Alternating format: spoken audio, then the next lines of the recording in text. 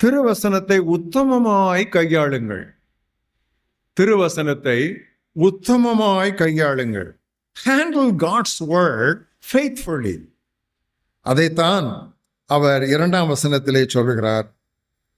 நாங்கள் தேவ வசனத்தை புரட்டாமல் இருக்கிறோம்.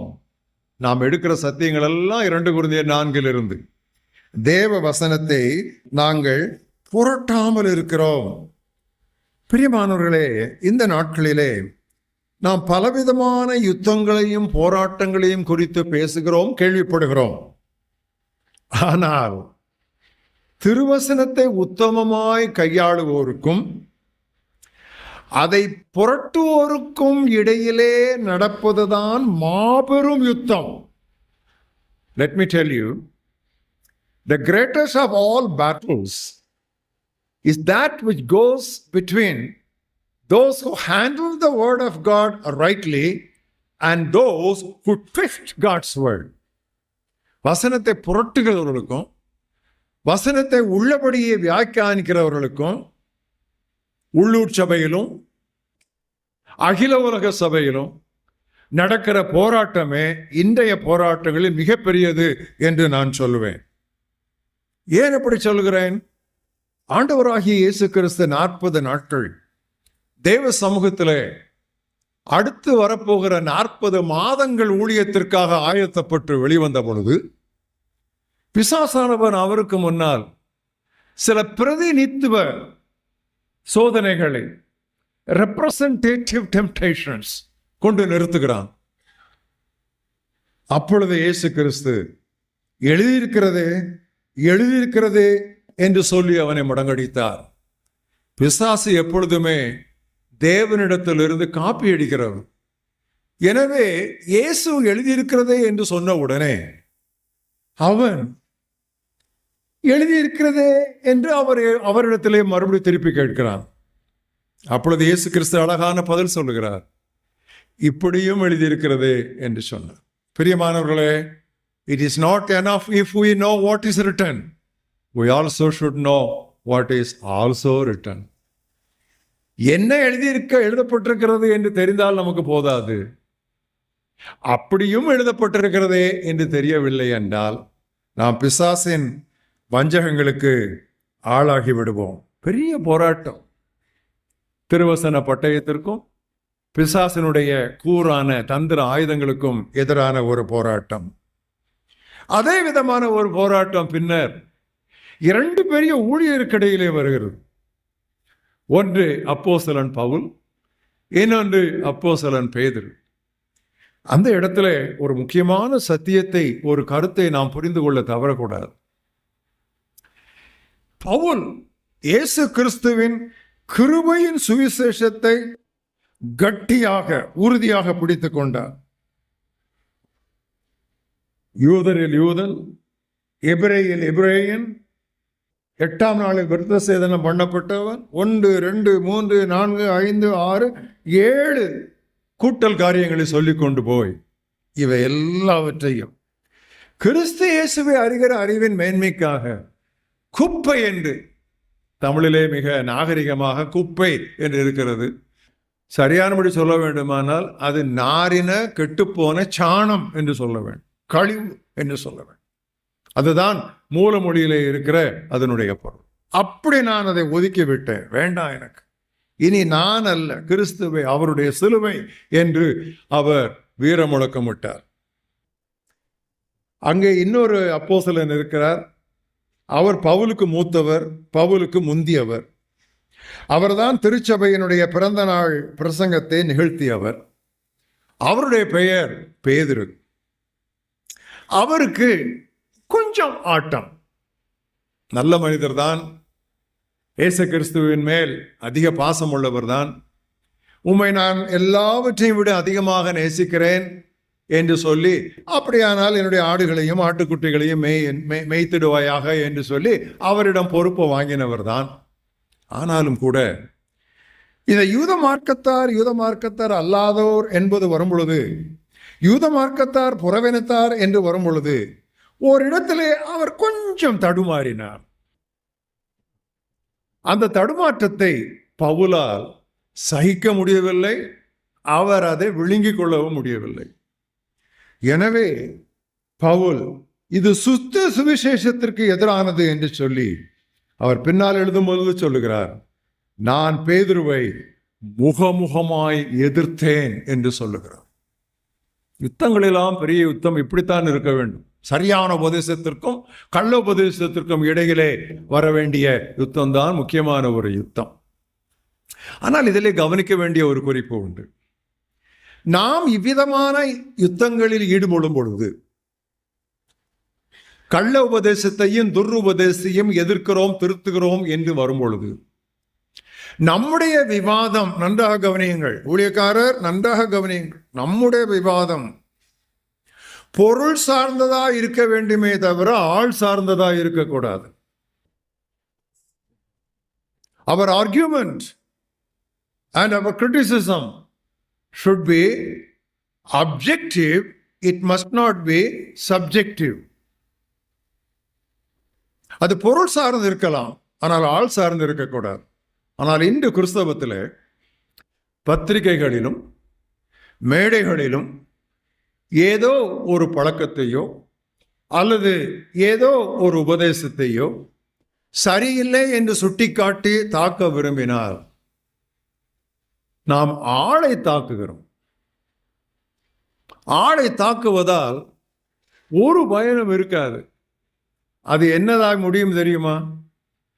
ஆபரேஷன் சக்சஸ்ஃபுல், பேஷண்ட் டைட் என்று முடியும். இன்னைக்கு அதுதான் கிறிஸ்தவத்திலே நிறைய நடக்கிறது. பத்திரிகைகளிலே எந்த ஒரு நபரையும் நாம் தாக்க நமக்கு அனுமதி கிடையாது. கள்ள உபதேசத்தை தாக்கலாம், இந்த நபரை தாக்கக்கூடாது. இரண்டு காரியம். ஒன்று, அது திருவசனத்திற்கு ஒவ்வாதது. இன்னொன்று, நாம் இருப்பது கிறிஸ்தவ நாடு அல்ல. கிறிஸ்தவர் அல்லாத, கிறிஸ்தவத்திற்கு எதிரான மக்கள் நிறைந்திருக்கிற ஒரு நாட்டிலே நாம் இருக்கிறோம். அச்சாகிற ஒவ்வொரு பக்கமும், ஒவ்வொரு வரியும், ஒவ்வொரு பத்திரிகையும் இந்திய சட்டத்தினுடைய முக்கியமான ஒரு பிரிவுக்கு பிரதி ஒன்று அனுப்பப்படுகிறது என்பதை நாம் மறந்துவிடக்கூடாது. சத்துருவின் கையிலேயே நாம் பட்டயத்தை கொடுத்து என்னை வெட்டு என்று சொல்லி நாம் நிற்கக்கூடாது. அது தப்பு. அச்சுக்கு போய்விட்டால் அது கிறிஸ்தவர்கள் வாசிப்பதை விட கிறிஸ்தவர்கள் அல்லாதவர்கள் கரங்களிலே அதிகமாக கிட்டும். நம்மை நாம் ஏன் இவ்விதமாக காட்டிக் கொடுக்க வேண்டும்? இருக்கிற பிரச்சனைகள் போதாதா? இருக்கிற எதிர்ப்புகள் போதாதா? எங்கு பார்த்தாலும் மிஷினரிகள் படுகிற துன்பங்கள் போதாதா? எரிக்கப்படுகிற சபை கட்டிடங்கள் போதாதா? இதுவும் போதாது என்று சொல்லி நாம் என்ன பெரிய வீரர் போல் இவ்விதமாக காரியங்களை செய்வது மொடமையிலும் மொடமை. ஆனால் துருபதேசத்திற்கு எதிராக கண்டிப்பாக நாம் எதிர்த்து நிற்க வேண்டும். அதற்கு நாம் சாட்டையடி கொடுக்க வேண்டும். இதை என்னுடைய வாழ்நாளிலே, முக்கியமாக என்னுடைய ஊழிய பாதையிலே, அதுவும் எழுத்து பணியிலே ஆரம்பத்திலிருந்து நான் கை கொண்டு வந்திருக்கிறேன். எனவேதான் 1075ஆம் ஆண்டு நான் எந்த துருபதேசத்தை தாக்கினேனோ அந்த எழுத்து இன்றைக்கு வரைக்கும் சற்று மாற்றம் செய்யப்பட தேவையில்லாமல் மறுபதிப்பு செய்யப்பட்டு கொண்டே இருக்கிறது. எதையுமே நான் மாற்றவில்லை. ஏனென்றால் நான் அந்த ஊழியனுக்கோ அந்த சுவிசேஷகனுக்கோ எதிரானவன் அல்ல. எனக்கு ஒரே எதிரி, அது பிசாசு. எனக்கு வேற எதிரி கிடையாது. அதுதான் எனக்கு எதிரி.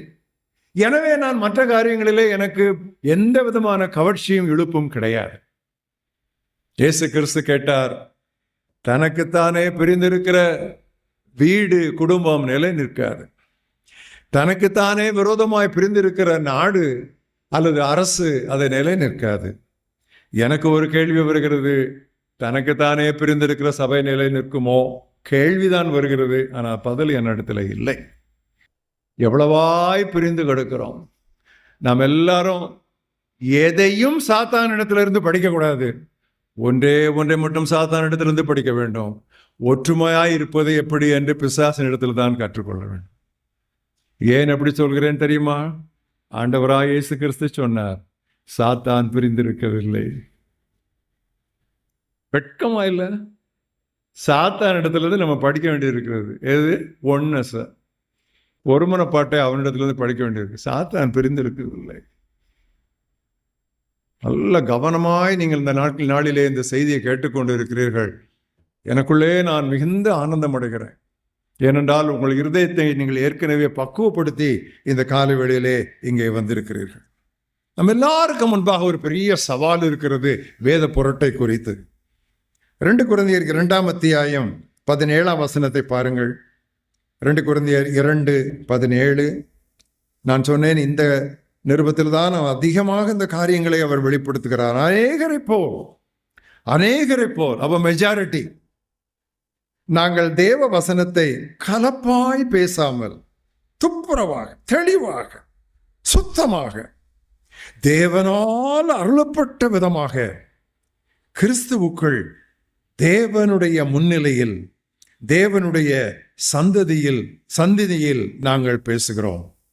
பாருங்க, அநேகர், வெகு சிலர். Many but few.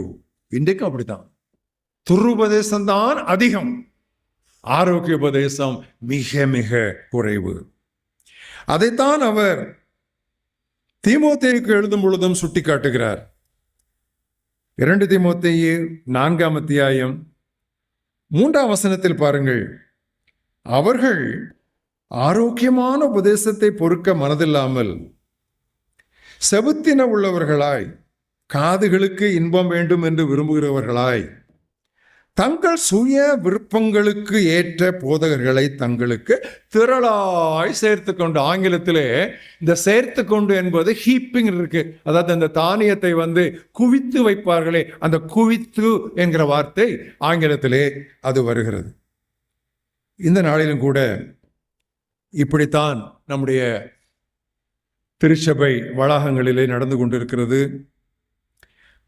நான் பல பத்திரிகைகளை கொஞ்சமாவது பார்ப்பேன், பல புத்தகங்களை நான் வாசிக்கிறேன்.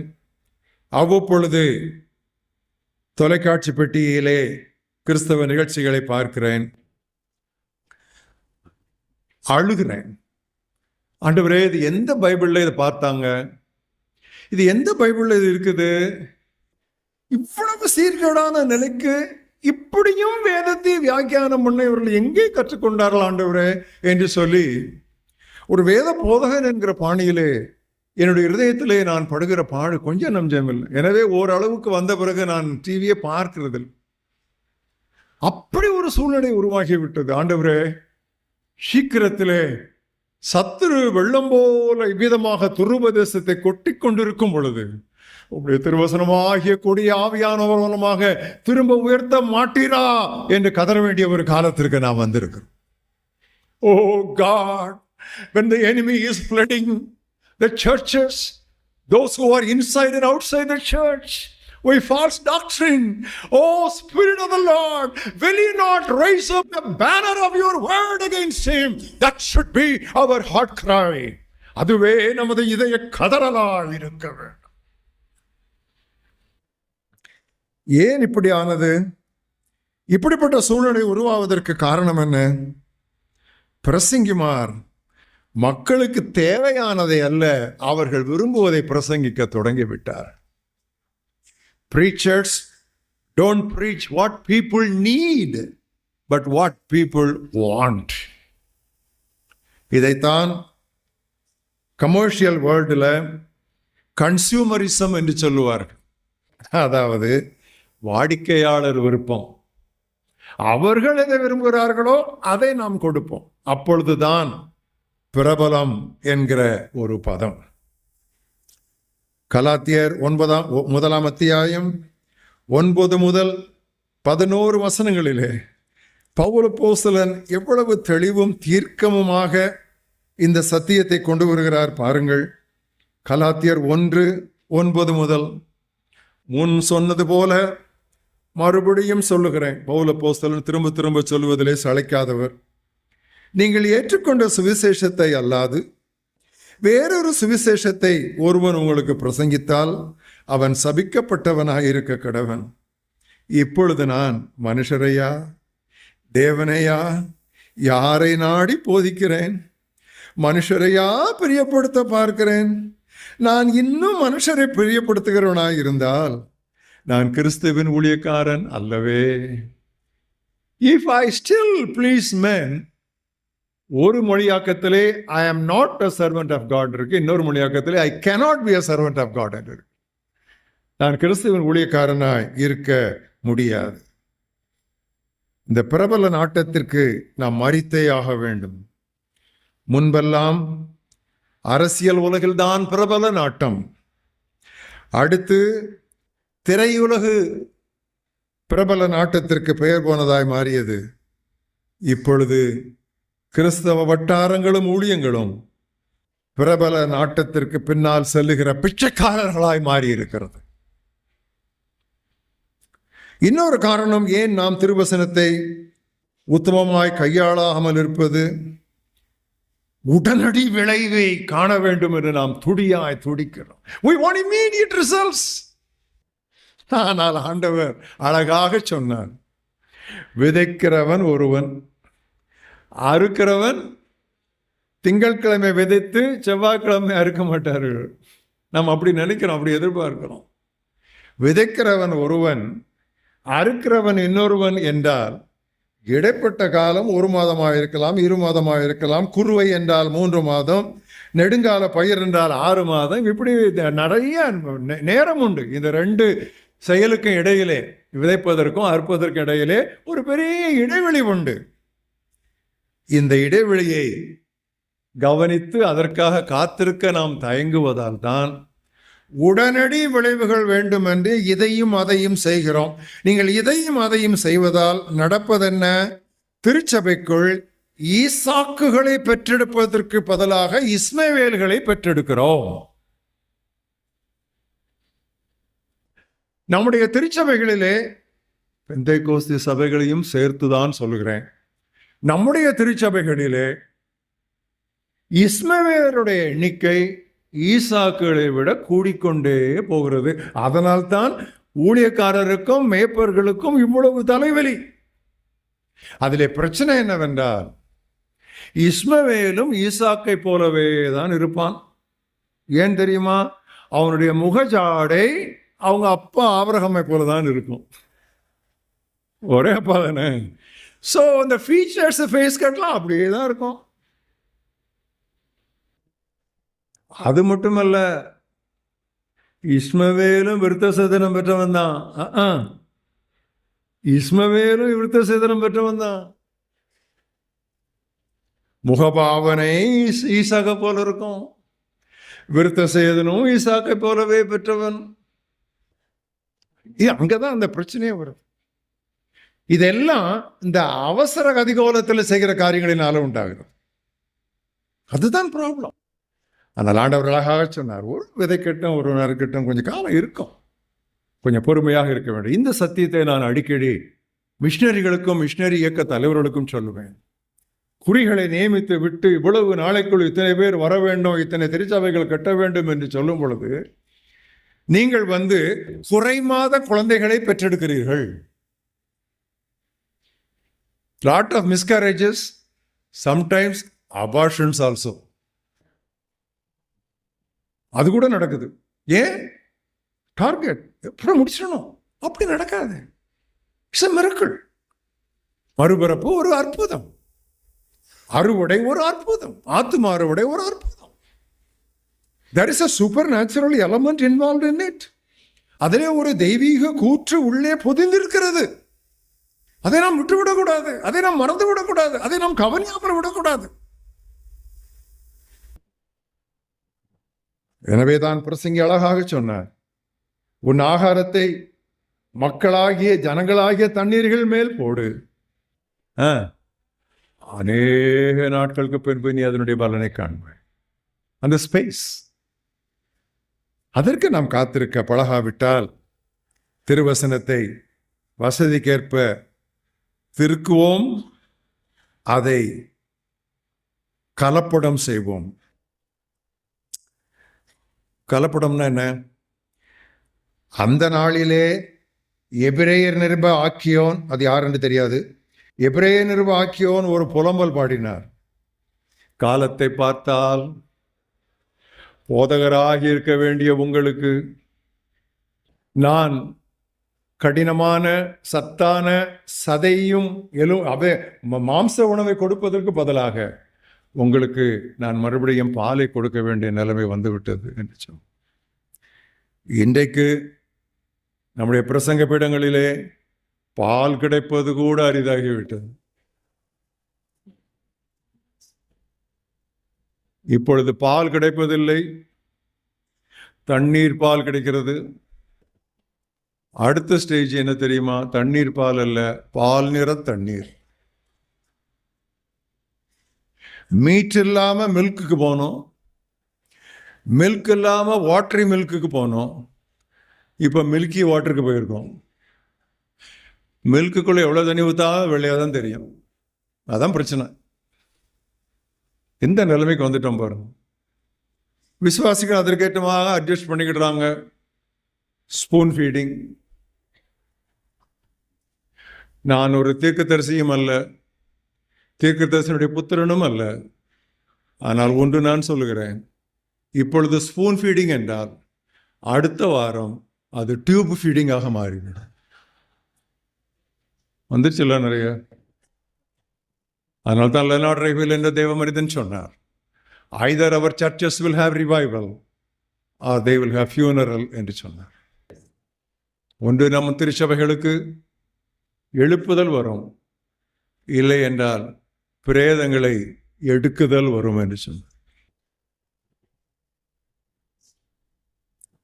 பிரியமானவர்களே, இந்த காலை வேளையிலே நாம் தேவ சமூகத்திலே நம்முடைய தரிசனத்தை மட்டுமல்ல, நம்முடைய பாரத்தையும் புதுப்பித்துக் கொள்ள நாம் கூடி வந்திருக்கிறோம்.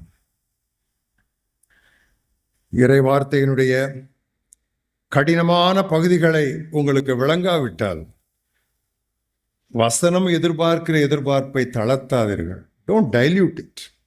கலப்படம் செய்யாதீர்கள். அப்போஸ்தலன் பேதுரு தன்னை ஒரு நாளிலே பவுல் இவ்விதமாக முகமுகமாய் எதிர்த்து திட்டினார் என்பதை கூட மனதிலே கசப்பாக வைத்துக் கொள்ளாமல் பின்னால் தன்னுடைய நிருபத்தில் எழுதுகிறார், நமக்கு பிரியமான சகோதரனாகிய பவுல்.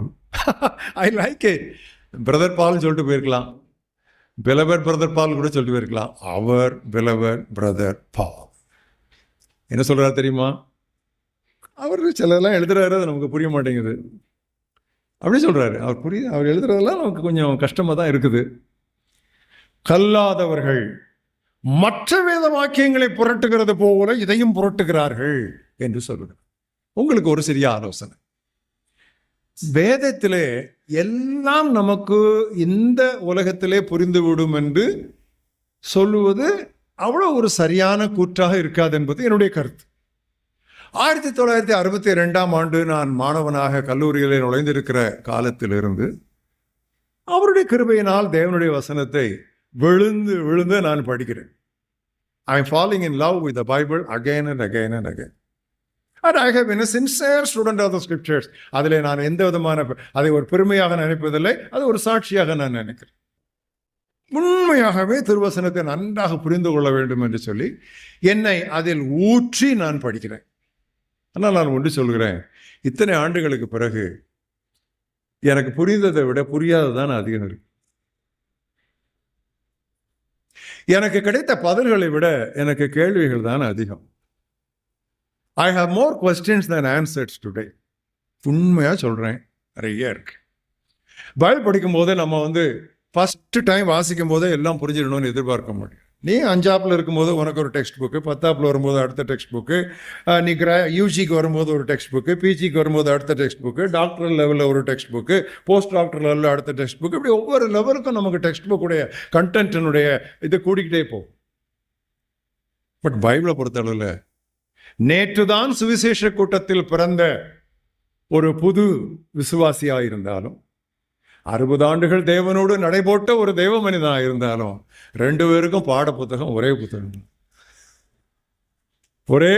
அப்படி இருக்கும்போது எப்படி இந்த ஒரு வயசு குழந்தை அத்தனையும் புரிந்து கொள்ள முடியும் என்று சொல்லாமல் எதிர்பார்க்கிறது. புரிந்து கொள்ள முயற்சி எடுக்க வேண்டும். ஆனால் புரிந்து கொள்ளாவிட்டால் சோர்ந்து போகக்கூடாது. ஒரு தேவ மனிதன் இப்படி சொன்னார், வேதத்தை வாசிக்கும் பொழுது ஏதாவது ஒரு பகுதி உங்களுக்கு புரியவில்லை என்றால் அந்த ஓரத்திலே, அந்த மார்ஜினிலே கேள்விக்குறி போட்டுவிட்டு போய்கொண்டே இருங்கள். நின்று விடாதீர்கள். நின்று விட்டால் நீங்கள் திசை திரும்பி விடுவீர்கள். நின்று விடாதீர்கள், போய்கொண்டே இருங்கள். அடுத்த முறை வாசிக்கும் பொழுது சில கேள்விக்குறிகளை நீங்கள் அடித்து விட்டு ஆச்சரியக்குறி போடுவீர்கள் என்று சொன்னார். ஆவியானவர் அந்தந்த காலத்திற்கு ஏற்ற விதமாக, அந்தந்த சூழ்நிலைக்கும் தேவைக்கும் ஏற்ற விதமாக திருவசனத்தை நமக்கு விளக்கி தருவார். அவர் நம்மை மெதுவாய் நடத்துவார்.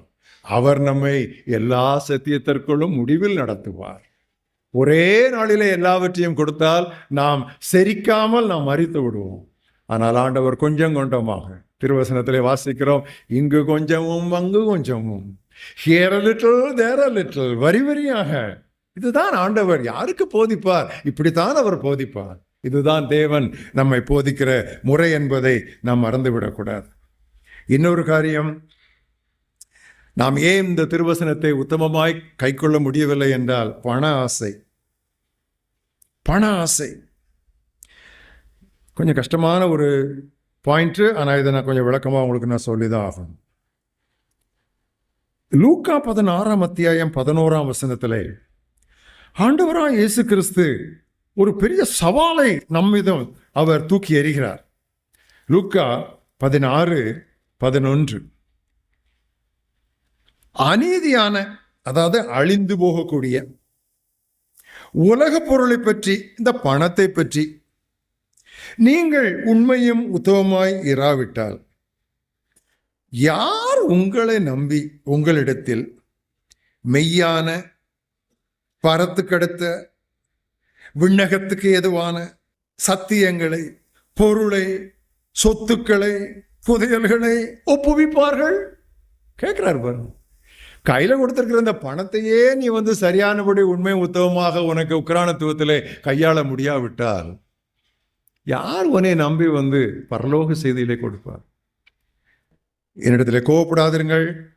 ஆனால் நான் அதிகமாக கவனித்தது, பொருள் படைத்த ஊழியக்காரரை விட பொருளாதாரத்தில் ஓரளவு குறைவில் இருக்கிற ஊழியக்காரரிடமிருந்து நல்ல திருச்செய்திகள் வருவதை நான் பார்த்திருக்கிறேன். I have generally observe. நான் இதை இதுதான் அப்படின்னு சொல்லி அப்படி கோடு போட மாட்டேன். But I have generally observe the message of the Lord is clearer and more abundant from those who are not economically too rich. This is what I have found. Than those who are sumptuous in their riches. எனக்கு என்னன்னு புரியல. ஒருவேளை பணமில்லாத காலத்தில் ஒரு தேவ ஊழியனிடத்திலே இருந்த செய்தி பணம் வந்த பிறகு ஏன் குறைகிறது என்பதற்கு இயேசு தூக்கி எறிந்த இந்த சவால் கேள்வி ஒரு காரணமாக இருக்கலாம். தலைவர்களுக்கும் ஊழியர்களுக்கும் இன்றும் இனிவரும் காலங்களிலும் இதுவே ஒரு ஆபத்தான வலை. இரண்டு காரியங்களை விட்டு ஓடும்படி பவுல் தீமோத்தேயுக்கு சொல்லுகிறார்.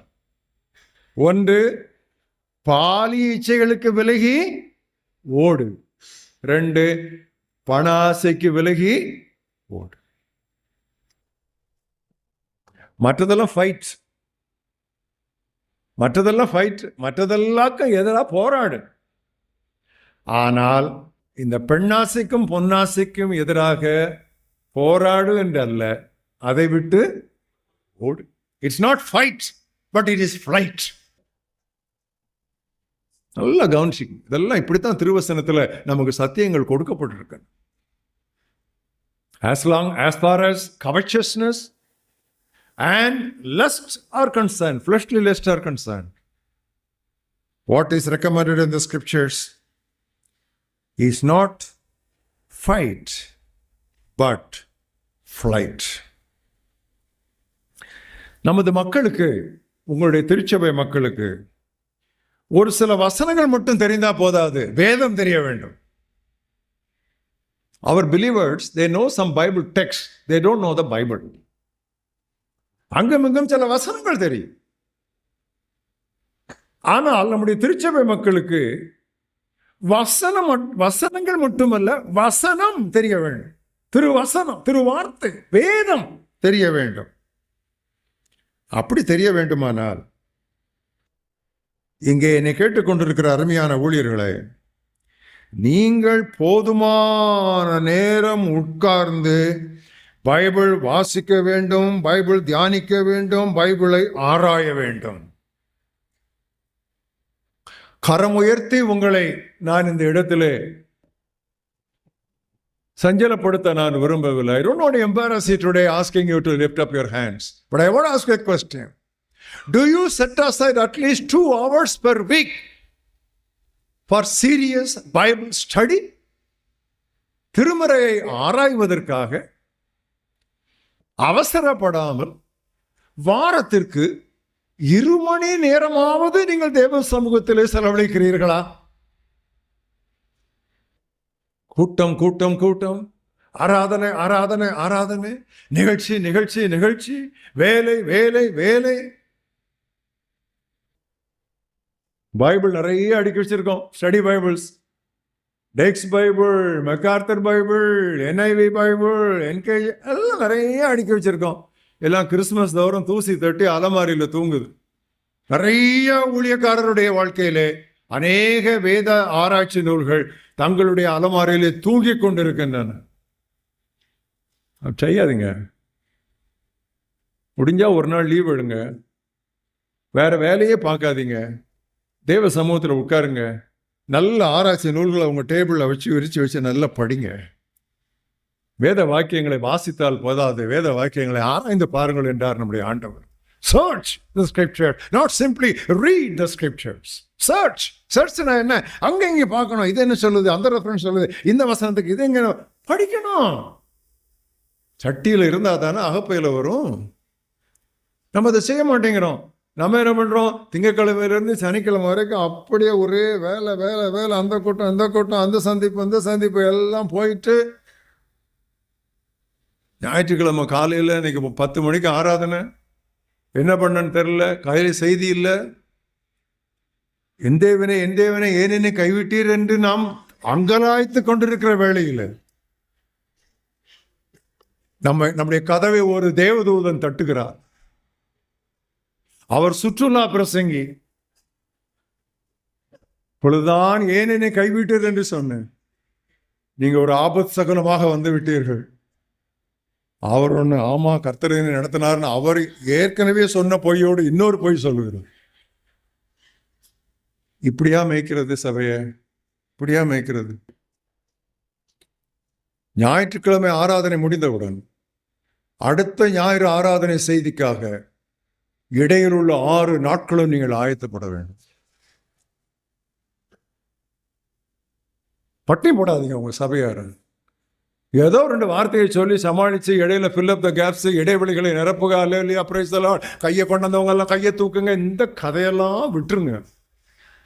அசிங்கமா இருக்கு கேட்கறதுக்கு. இந்த நூற்றாண்டு கை கொண்டு வந்தவங்களாம் கையை தூக்குங்க, எத்தனை பேர் உற்சாகமா இருக்கிறீங்க, நல்லா கத்தி சொல்லுங்க. உற்சாகமா இருந்தா தான் கத்தி இருப்பானே.